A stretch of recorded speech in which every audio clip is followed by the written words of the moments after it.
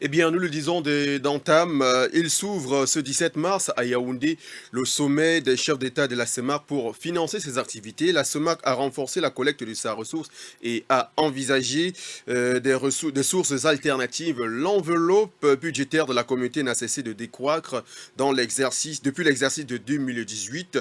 À ce sujet, Armand Rodolphe Jallieu fait le point sur la taxe communautaire dans ce reportage.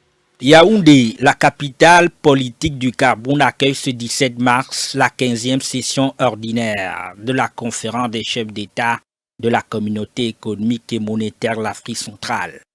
Un moment idoine pour interroger les projets intégrateurs de la sous-région CEMAC. C'est un fait, les efforts notables sont à relever pour ce qui est de l'intégration physique et commerciale, mais plusieurs défis liés aux réformes économiques et financières restent à relever. Un des problèmes majeurs est la taxe communautaire d'intégration. Ainsi, pour financer ces activités, la communauté économique et monétaire de l'Afrique centrale a renforcé la collecte de sa ressource et envisagé des sources alternatives. Depuis 2018, en effet, l'enveloppe budgétaire de la communauté n'a cessé de décroître. Le budget de la communauté pour le compte de l'exercice 2021 s'élevait à 89 milliards.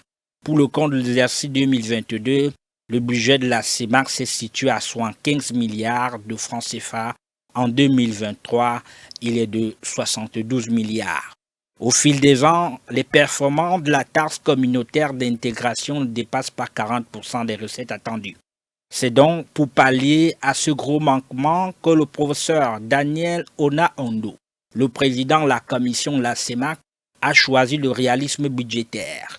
Pour le besoin de la cause, le patron de la commission a décidé de ne pas aggraver la dette de l'institution, même si le potentiel de la taxe communautaire d'intégration est évalué à 118 milliards de francs CFA en 2023, soit 1% des 11 milliards du volume attendu des importations de la zone CEMAC. Pendant cet exercice, les prévisions de financement par la taxe communautaire d'intégration sont estimées à 51 milliards de francs CFA.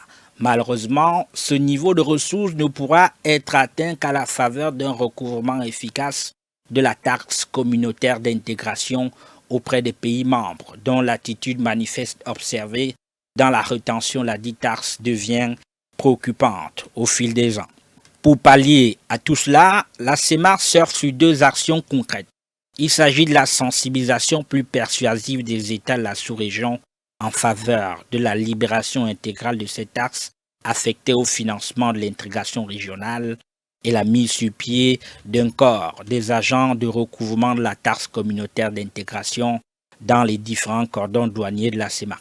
Notons dans la foulée qu'il n'y a pas de préjudice de l'amélioration du recouvrement des recettes propres et de la maîtrise des charges liées au fonctionnement. Aussi, comme mesure palliative, la commission a engagé une étude avec pour finalité une proposition, la taxe communautaire sur des appels téléphoniques. Dans les faits, il s'agit d'un prélèvement de 50 francs CFA sur le premier appel journalier émis sur le territoire de la CEMAC. Cette taxe concerne environ 50 millions de personnes de l'avis de plusieurs experts. Elle permettra, si elle est adoptée par les décideurs, de recouvrir entre 100, 200 et 300 milliards de francs CFA par an, une belle enveloppe qui permettra de financer les projets intégrateurs et la sécurité dans la sous-région Afrique centrale.